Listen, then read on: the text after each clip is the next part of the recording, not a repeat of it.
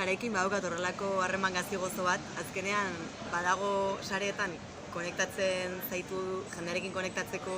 aukera bat, eta agian bestela ezagutuko etzen nuke jende bat ezagutzeko aukera bat,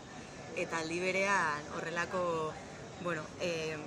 diskoan bertan aipatzen dudan ispilu ilunen islada distorsionatu batzuk, eta itxurakeria handia, eta norbera ez dena ez den bezala azaltzeko joera bat, azkenean uste dutena benetazko gauzetatik diskonektatzen gaituela, eta, bueno, ni neu ere naiz lehena nahi baino denbora gehiago ematen duena bertan, eta lanerako oraintxe bertan tresna oso garrantzitsu bilakatu zaizkidana, baina baditut ere resistentzia puntu batzuk ez dudalako nahi bihurtu,